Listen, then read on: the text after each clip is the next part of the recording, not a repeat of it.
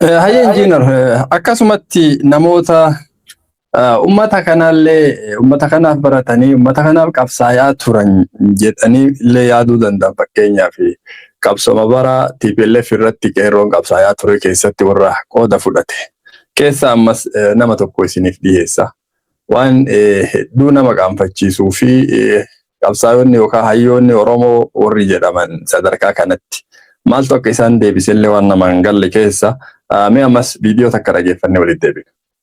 ሲጀመር ነው ያለው ዘራ ኦሮሚያ ክልል ፈረሰ አልፈረሰ ምንም አይደንቀኝ የሚመጣ ፍንፍኔን ከን ሁመቶተ ብየ ከና ጉቱቲ mee injiinar kanniin hoo silaa walumaan biyya faranjii kana keessa warra turtanii Dr. Biraanuu Leenjisoo namni kun dhugaa dubbachuuf yeroo qabsoo qeerroo san warra dhiibbaa gurguddaa godhaa ture TPLF irratti keessaa nama tokko. Amma ammoo dantaan akkamii argamnaan sadarkaa kanatti Oromiyaanis diigamtuu waan na yaachisu tokko hin qabu. Akkasumas Finfinneenis biyya sablammoota biyya kanaati akka gaafiin jiru ni beeyna. Maaltu sadarkaa kanaan nama gahamee akkamitti ibsitan kana? Maal? Otoo deebisan hin deebisin ture laalamma wanni tokko uummata keenya keessatti wanni hin hubatamin bara qabsoo qeerroo san keessa sagantaa raabaadorii OMN irratti deemaa turerra harki caalaan namaa warra achi dhiyaataa ture warra qorqalbiin isaanii akkanaati. Sabboontota Oromoo achi keessatti hin gartu. Warra OPDO faarsu warri sirni naftanyaa itti fufuu danda'a araaramuu dandeenya jedhee warra yaadutu duraanuu achi keessa ture. Yeroo baay'ee falmaa ture ibsaa ture. Garuu namni baay'een dhaga'uun fedhe maaliifi TPLF qofa achi kaafne homaa miti wanni biraa waan jedhu kana. Biraanuu Leenjisoo sabboonummaa isaa waan miidhuma irratti argitaniif miidiyaan ka Oromoo waan ta'eef akkuma duratti afaan Oromootiin namni gowwoomfama jenna san gowwoomfame malee qabsoo Oromoo keessa hin turre. See, that is the problem. Hubannaan gahaan hin jiru uummata keenya keessa beeki. Beekumsi gahaan hin jiru. Inni gaafa biyyaa bahullee TPLFtu barnootaaf erge. Warra OPDO keessaa dhufe. So warra ergamee buluudhaaf qophii ta'e. Oromiyaan jiraattee jiraachuu baattee warra dantaa keessaa hin qabne. Yoo bu'aa ofii argate. Uummanni Oromoo Finfinnee irraa buqqoo baate warra dantaa keessaa hin qabne yoo bu'aa argate. Duris bu'aa ofii naannessaa ture. TPLF akka baratuuf kanaaf biyya alaa geessite. Gaafa biyya alaa dhufu garuu namni yoo carraa argatee biyya alaa deemu akkatti beektu. Biyya faranjiititti hafuudhaaf carraaqa maaliif biyyi teenya hiyyeettiidha. Achi deebi'uun baay'ee faayidaa guddaa waan hin qabneef harka kennachuudhaaf carraaqa. Harka kennachuuf ammoo TPLFin maqaa balleessuu qabda irratti hojjechuu qabda. That is what happened wanni ta'e kana. Sabboonummaa Oromoo qabaatee osoo hin tahin wanna fudhatama mootummaa Ameerikaa biratti argachuudhaaf waan ittiin harka kennattu qabaachuu qabda hojjechuu qabda. So isaan immoo xalaansii barreeffama kun miidiyaa irratti illee ni mul'ata akkana hojjetaa jira mootummaa wal falmii keessa jira waan jedhamuuf dhimma dhuunfaa isaa gaggeeffataa jechaadha. Uummanni keenya garuu dammaqii sadarkaa sanii qaba hin beeku. Harki caalaan ijoolleen biyya galtee akkana taatu harki caalaan akkasi. Harki caalaan over 89%. Kana ka godhe immoo sagantaa raabaadooriiti. Sagantaa raabaadorii maqaa isaattuyyuu maqaa sirna gadaa of keessaa qaba malee sagantaa Itoophiyummaa Oromoo fudhachiisuudhaaf hojjetaa ture. Sabboonummaa Oromoo jiddu galeessatti deebifne sabboonummaa jajjaba kana otoo hin tahin akkamitti Itoophiyaa Oromoo fudhachiifna yoo jiddu galeessatti hin tahin biyya nu harkaa diigaa. Sabboonummaan Oromoo baay'ee yoo jabaate Oromiyaan kophaa baati yoo kophaa baate immoo Itoophiyaa diigama. Itoophiyaan akka hin diigamne akkamitti sabboonummaa Oromoo jiddu galeessatti galchine sagantaan itti bahee gaggeeffamaa ture.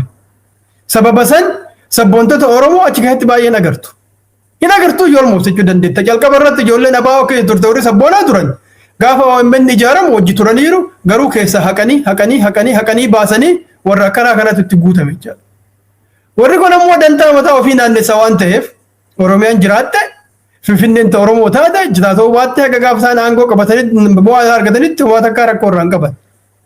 Biraanuu Leenjisoo nama akkuma gurbaa kan duratti jenne san uumaan isaa duubeen isaa naannoo Salaaleetti ijoollee naannoo Tuulamaati. Arsii keessa dhalatee Arsii keessa guddate. Haadhaaf abbaan isaa maatiin isaa duubeen isaa warra buqqa'ee jechaadha. Warra biyya ofiitirraa buqqa'ee ka silaa biyya tiyya jedhee falmachuu qabutu iyyuu tiyyaa mitii jechaa jira jechaadha. Kan himaa jettis nama biyya ofiitirraa buqqa'ee haadhaaf abbaan isaa buqqa'ee seenaan isaa achirraa buqqa'ee biyya ofii kasilaa falmachuu qabutu iyyuu lakki mitii jedha jechaadha. Maalirraa madda kun? Qorqalbii gadaantummaa, qorqalbii gabrummaa irraa madda. Maaliif? Biraanuun amma simply akka waan kan understand gootu fakkeenyuma sii kaasa. Akka isaatitti maatii isaa namni buqqise, namni biyyaa baase olaanaadha jechaadha. Humna qaba jechaadha. Kana immoo inni Amaara. So wanti inni argaa guddate maalin? Haadhaaf abbaan kiyyallee buqqa'eera, maatiin kiyya buqqa'eera. Jarri kun humna qabaannaan nu buqqisan malee biyyaa nu baasan malee akkanaanii miti. Ammallee hin falbine yoo jenne waanuma abbaaf haadha kiyya irra gahee narra gahaa. Kanaafuu falmuurra akkuma abbaan falmuurra waan jarri jedhan fudhachuu naa wayyaa. Qorqalbiidha amma kun laal. Sammuu isaa keessa maaltu jira? Amaara yoo falmeen illee akkuma haadhaaf abbaa kiyyaa san tahaa bu'aa iyyuu argadhu. Kanaaf malli jireenya ka isaa maalin waan jarri jedhan fudhachuudha jala bu'uudha jechaadha. Kun amma tooftaa jireenyaati beek. Kun yaaduu miti beek. Kun tooftaa jireenyaa warra amma meelaali namoota baay'ee maatiin isaanii buqqa'ee naannoo adda addaatti guddatan. Isaantu iyyuu warra Minilikiin faarsu ta'e. Meelaan Oromiyaa guutuu keessa meelaali. Naannoo manni dhalatetti garuu immoo warri achi dhalatee warri achi falmaa bahe warri Amaara didaa bahe har'allee achi falma jarri maaliif aadaadha sun itti fufeera. Naannoo manni silaa keessaa warri isaa buqqeessan isaaf immoo aadaan harka kennachuudha waan diinni jedhu fudhachuu ta'e. Ka achitti hafe mootu iyyuu ni falmata. Ka dur falmii bare ka dur falmii itti fufee inuma falmata jecha. Ka dur buqqa'ee diinaaf lafa gadhiisuu baratarrallee gaduma dhiisa jecha. That's what's going on. Qorqalbiin keessa guddannu kun hagam murteessaa akka ta'e kan agarsiisu kana jechaadha. Namni buqqa'ee lafa Amaaraaf gadhiise already gadaantummaa fudhateera. Abbootiin kiyyas hin dandeenye anis hin danda'u jedhee ofitti meera jechaadha. Qorqalbiin Birhaanuu Leenjisoo keessa jiru kana. Qorqalbiin warra ani biyya kiyyaaf falmachuu hin danda'u jedhu ka warra agartee Oromiyaan ta Oromootii miti jedhu Finfinneen ta Oromootiiti jedhu hundumtuuyyuu gadaantummaa keessa jira qorqalbii isaanii keessa. Amaarri kaleessa nu tumee nu cabseera kaleessa nurraa fudhateera kanaaf har'allee teennoo jenne deeffachuu hin dandeenyu kanaaf kanama maraati jechuu qabnaa. That is the problem. Warri falmatu warri itti fufeen warruma kaleessa falmataa ture. Haaroon illee ittuma dabalama of course. Maaliif dhaloota irraa dhalootatti namni haarofni barataa dhufa waan ta'eef.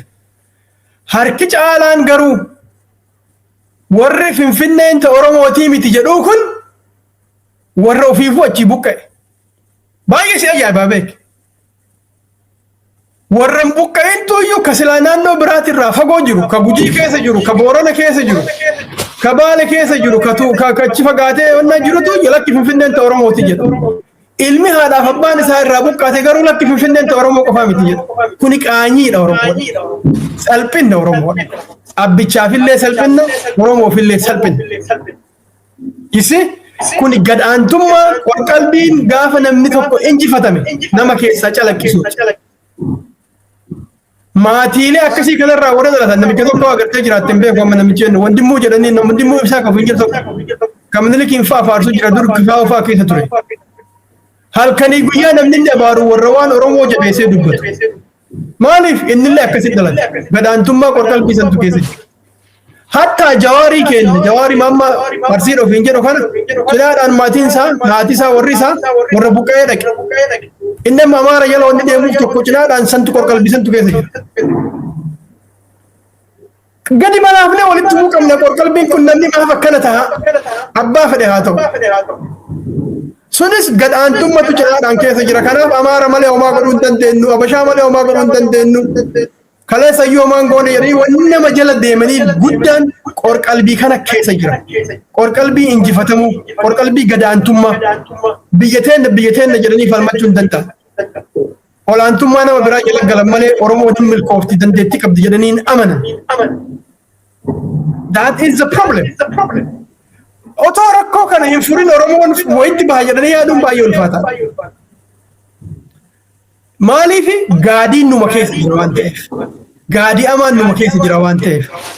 Warri Habashaa mootu warra akkanaa kanneen guutuu walitti hareet imagine dhaloota 8 guutuu laata. Dhaloota 8 guutuu akkanaa kun dhalataa dabalaatu miti. waan qabsaa'aa jirruuf hanga tokko namni qabsaa'u heddummaatee muyyuu malee utoo qabsoon Oromootu hin jirre qaata bannee afaan keenya illee hin jiru. Sila aadaan Oromoo illee jiru, seenaa Oromoo illee hin jiru. Sila amantiin illee maqaadhaan illee nu martuu jijjiiramneera. This is the problem. Warri akkasii kun milkii uummataatiif hin qabsaa'an. Tooftaa jireenyaati isaati. Qabsoon tooftaa jireenyaa kan ittiin mallaqa argatan, kan ittiin aangoo argatan, kan ittiin namoota biraa gammachiisanii jaalachiisanii achirra ittiin turan malee uummataatiif hin isaan qabsaa'an. So Biraanuu irraa wanti calaqqisu ifatti kana jechaadha. Mataa isaa keessa kan jiru maal? Amaarri olaanaadha. Olaantummaa Amaaraa falmuu hin dandeenyu. Kaleessa sabbootii kee buqqisaniiru. Ani biyyattii irraa buqqa'ee hin tolu akkanatti tarsii keessatti guddadhe. Ammas yoo falmatee Finfinnee keessaa na baasuu na ari'u. Kanaafuu Finfinneen kana hundaati yoo jedhe qofa ani bakka kana jiraachuu danda'a jedhee biyya ofii biyya haadhaa hobbii akaakayyuu ofii akaakila ofii kasilaa falmachuu qabu. Falmachuu dhiisee nama biraatiif kenna. Wanni Oromoo keessatti opereet godhaa jiru sammuun fandamentaalii rakkoo hin jirtu tana. Walumaa galatti jechuudha. Arsii keessa illee jiru. Namichi siin jedhee beeki. Arsiin falmataa turteera. Harkaaf mormi irra citeera siin jedhe harmi irra citeera. Leenjisoo diigaa yookaan mootu buttaan har'a injifatamneerra. Diinni biyya keenya dhuunfateera. Garuu guyyaan ni dhufa. Guyyaan ilmaan keenya qilleensa biyya keenyaatiif lafateen illee bilisoomsitu jedhee du'e. Jecha kana dhageeffadhu roobaa buttaati. Har'a ilmaan isaa keessaa warri dhalate biyya keenya qilleensaaf lafallee bilisoomsinaa otoo hin tahin Finfinneen illee ta'an baatiin Oromiyaan illee ta'an baatii jechaa jiru jecha. Kan hin maayinnes qorqarbiin kun eessaa dhufe? Qorqarbii warra injifatameeti. Qorqarbii warra jilbiiffateeti. Namoota jilbiiffataatu nu keessa dhalataa jira jecha. Dhaloota haarawaa keessatti immoo kun dhalachuun baay'ee nama gaddisiisa. Daangaa malee nama gaddisiisa. Dhaloonni haarofni irra caalaa qaroo, irra caalaa beekaa, irra caalaa onnataa, irra caalaa ofiin boonaa, sabboonaa akka ta'uuf silaa akka guddifnuuf. Garuu bibbiin dhufteet warruma isaan fakkaatuun faarfamtee OPD'n waan achi galteef har'a Oromoo bal'inaan dogoggorsiisaa jirti jechaadha. Maqaa yoo ilaaltu akkuma duratti jenne doktara PhD qaba garuu keessi hoffaadha. Hoffa ba'aadhaaf qophaa'e kan namni akka barbaade olii gadhuuf. Calaqqee kana argita waan biraatiin miti. Soo sabni keenya nama dantaa isaa eegsisuu hin dandeenye. Nama Oromiyaaf dhaabbachuu hin dandeenye. Nama Finfinneef dhaabbachuu hin dandeenye. Nama lafa ofiiti irraa buqqa'ee lakki lafti tun xiyyaa irraa na buqqisan jechuu hin dandeenye. Na filadhaa jedhee inni deemu sagalee kennaaf taanaan eenyu badii ka qabu. Uummatichaa jechaadha. Ayyee injiinar amma gaafima lamaan tokko waan filannoo irratti akka waan kaaftan fedha sa'aan kennallee hedduu isinittillee dheeressee jira. Mee filannoo torbaffaa biyya keessatti geggeeffamaa jira. Akkasumas dhaabni ABO karaa nagaatiin qabsoofna jedhus filannoo kanarratti hirmaatee gama miidiyaatiin illee wal falmiilee garaagaraa deddeemu argaati jirra. San keessattis gaafilee akka mareefuu Finfinnee kana fa'aa waan garaagaraatu ka'a gama miidiyaa mootummaatiin. Walumaa galatti filannoo torbaffaa jedhamee geggeeffamaa jiru kana. Ija akkamiitiin ilaalamee injiinar Jamaal maal jettanii? Jadiimtuun laala. Okay, so gabaabamatti Itoophiyaa keessatti filannoon haqa qabeessi, filannoon dimokiraatawaan, filannoon mirga namoomaa kabajuu deemuu hin danda'u. Simple. Gabaabamatti. Maaliifii naan jedhu? Filannoon haqa qabeessi kan uummanni irra hirmaatu kan sagalee ofii akka barbaadetti kennatu jiraachuudhaaf dura uummanni sun uummanummaan biyya tokko keessa jiru jechuu kiyya. Biyya tokko keessa jiru biyya irratti waliigaluu qaba, mirgi isaa kabajamaa ta'uu qaba, sirni dimokiraasii jiraachuu qaba. Itoophiyaan impaayera. Impaayera keessatti filannoon haqa qabeessi deemuu hin danda'u. Maaliif? Tokko olii gadi jedhamee waan laalamuuf abbaan tokko olii ani nama tokko olii ofiin jedhu kun qawweedhaan akka barbaade ukkaamsa irra ta'a. Warrumaan filannoodhaaf dorgomna jedhu kana waggaa 7 dabre kana waggaa 8 dabre 8 of deemaa jira. Baatii matakka hafe abaa olii dabalatee kafaa olii dabalatee ukkaamsanii irra taa'aa ba'an OPD'n faati Abiyyi faati. Waajjira banatanii qaban Hogganoonni isaanii madalaa keessa turan walgahii uummata wajjin godhachuu hin danda'an, ofii isaaniitti walgahuu hin danda'an. Gaafa cidha ofii bareechifachuu barbaadan warri qawwee harkaa qabu koottaa isinillee nama nu falmu fakkaadhaa jedhanii hayyamanii koottaa dubbadhaa jedhanii dubbataara namni. Namni waggaa 8 guutuu hin dubbatin, namni waggaa 8 guutuu walgahii hin godhatin, namni waggaa 8 guutuu uummataa waliin qunnamin, baatii 2-3 fakkeessaadhaaf dubbateedhaaf filannoo gaggeeffame jechuun danda'ama hin danda'amu. Yoo waa'ee filannoo maqaa dhahachuu ka ta'u taate ka jarri jedhan kanaa wajjin filannoon 7 deemaa jira jedha nama bara TPLF irraa lakkaa'aa jiru baay'isee ofiillee. Sirni PP kuni cinaadhaan sirna TPLF balleessina jedha cinaadhaan ammoo ittuma fufnaa jedha laala wanni inni godhu. Filannoo 7 jechaan yoo TPLF itti lakkoofte filannoo TPLF guutuu itti lakkoofte 7 irra geenna. So sirni TPLF cinaadhaan itti fufuu garsiisa jechuudha. Sirna TPLF itti weechaan ammoo olaantummaa cinaa tokko jira jechuudha. Oma fedhee ta'e. So Itoophiyaa keessa mirgi uummataa waan hin jirreef biyya tokkoyyuu jedhanii waliigaltee waan hin jirreef mee dura waa'ee filannoo otoo hin dubbatin dura waa'ee biyyaatiif waa'ee filannoo haa dubbannu. Baay'ee barbaachisaan kana. Filannoon ka adeemsifamu uummata nuti biyya tokko ka waliin qabnaa. Biyyi teennaa heerri itti waliin bullu beerri keenya kana fakkaata. Alaabaan keenya kana fakkaata. Afaan itti hojjennu kana fakkaata. Aadaan biyya keenyaa kana fakkaata. Seenaan biyya keenyaaf kana fakkaata jedhee yoo xiqqaate waan 5-6 jajjabaa irratti waliigale keessatti hayaagaa nuti biyya kanarra waliigalleerra waliin jiraannaa waliigalleerra heera irratti waliigalleerra afaan hojii irra waliigalleerra alaabaa irra waliigalleerra seenaa biyya irra waliigalleerra wal falmiin qabnu kanarratti garuu yoo ammoo imaammata biyyattiin bulchuun adda adda qabaachuu dandeenya. Mootummaa nu bulchu filannaa jedhee warra waliigaletu yoo mootummaa filata ta dura dhaggeeffadhu waan jedhaa jiru kan biyya waliin qabnaa jettee waliigaluu qabda jechaadha.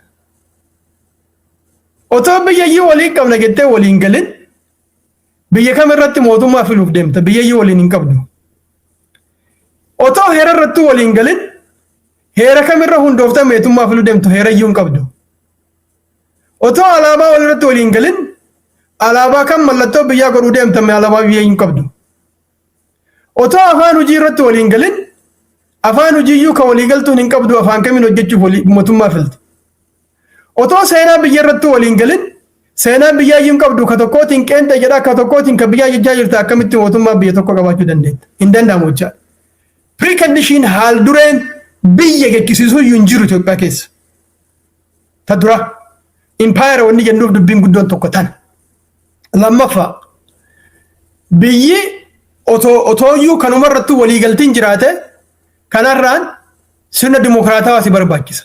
Haa jennuti biyya irratti waliigaltee waan amma jedhe kana 5 guutuu 6 guutuu irratti otoo waliigalte iyyuu kanaan booda tapha filannoo ittiin gaggeessu barbaachisa jechaadha. Taphni kun akkuma kubbaa taphatan namni harkaan dha'e kana ta'a namni goolii ofitti galche kana ta'a nama akkana ta'e kana ta'a kan jedhu seera filannoo akkaataa itti adeemsifamuu irratti waliigalta.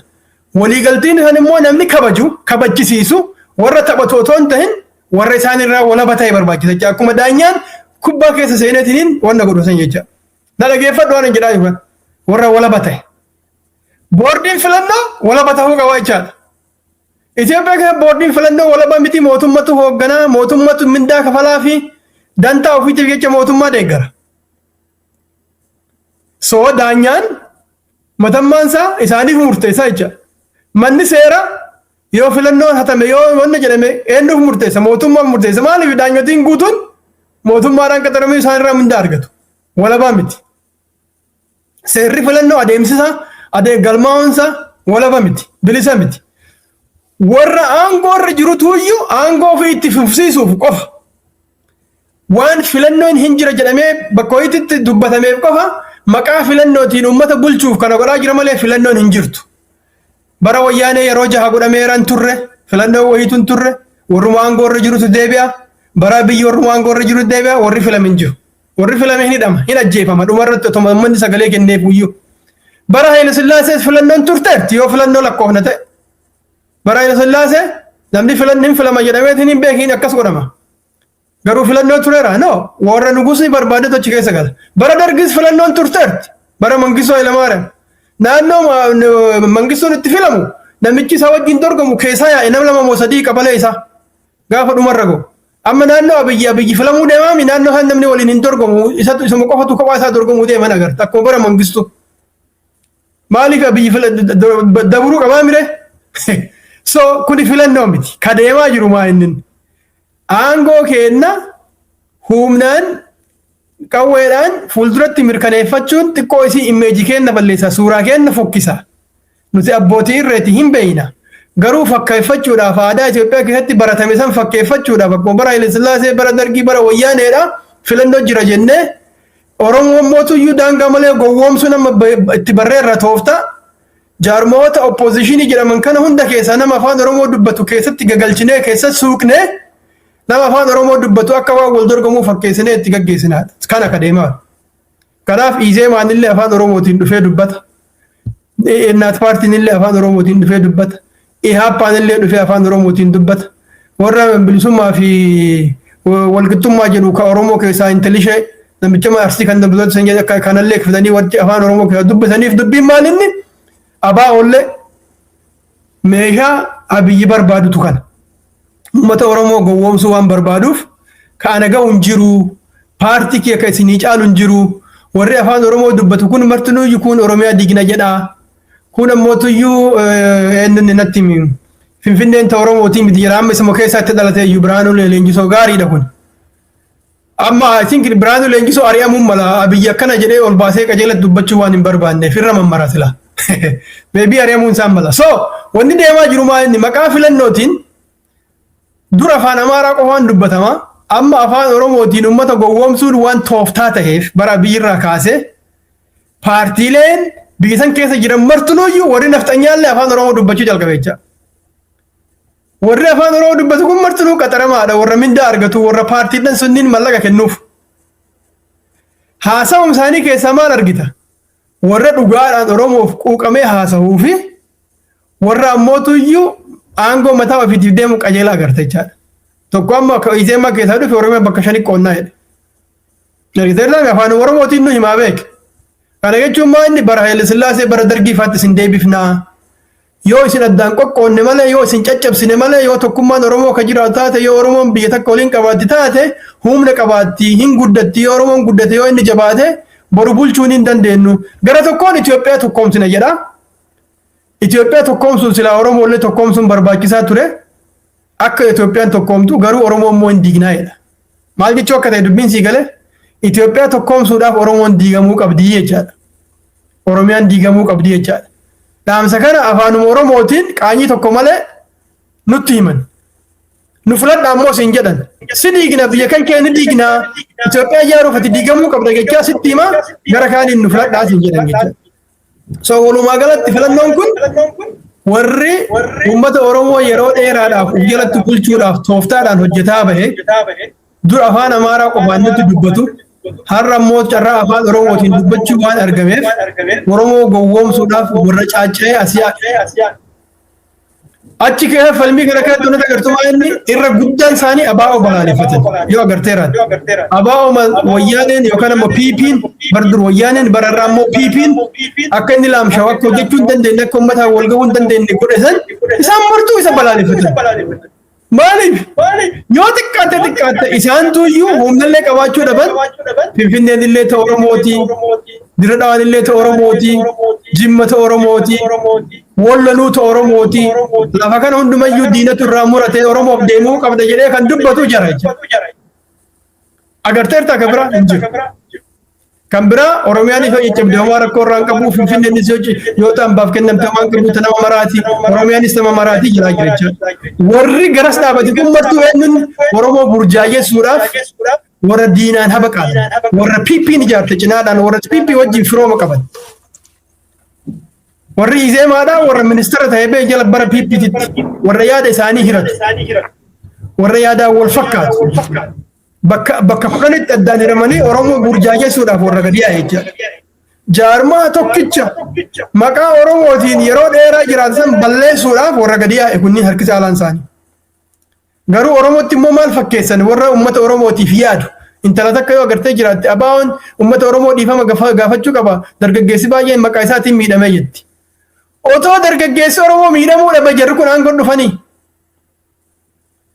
dargaggeessa Oromoo wanni miidhamee fakka uummanni Oromoo mirga argatuuf garuu immoo jarri kun maqaa dargaggeessa Oromoo saniitiin ka abaa'oo hordofee jechaadha waan abaa'oon jedhe hordofee bilisummaa fidee sanii aangoo bahaniin jaarmoom san immoo balaaleffadhaa jedhanii uummataan hattoota kijibdoota saamtota warra haqa uummataa dubbachuu hin beekne nama bilisummaaf jecha wareegameen sababa nama wareegamee bilisummaa dhiifama gaafadhuus hin jedhan silaa namicha wareegameef kabajaa kennite jarri kun haqaaf falme haqa falmuu irra wareegame kabaja isaanii mala siidaa ijaaruu fi qabna seenaa isaanii barreessuu qabna jaarmayii kana hooggane immoo kana jettee silaa kabajaa itti goota garuu hattuun hattuudhuma yoo mara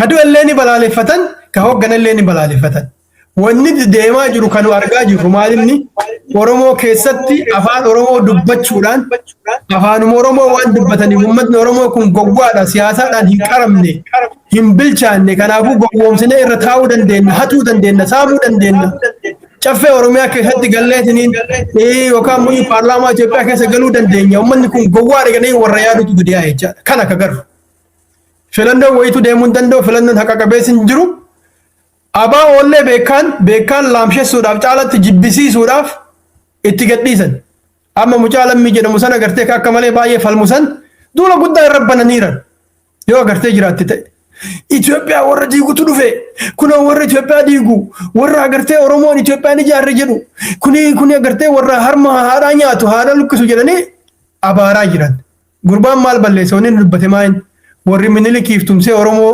waraane malee Oromoof waraanne Oromoof hin duulle warri Haayila Sillaasee wajjin dhaabatee uummata Oromoo waraane Oromoo irra duule malee Oromoof hin duulle warri Dargii wajjin dhaabatee Oromoo irra duule malee Oromoof hin duulle warri Wayyaanee irra wajjin dhaabatee Oromoo irra duule malee Oromoof hin duulle warri PP wajjin dhaabatee Oromoo irra duulaa jiru Oromoof hin duulle Oromoo irra duule malee jedhe kun dhugaadha dhugaanuu marti argaa jiru.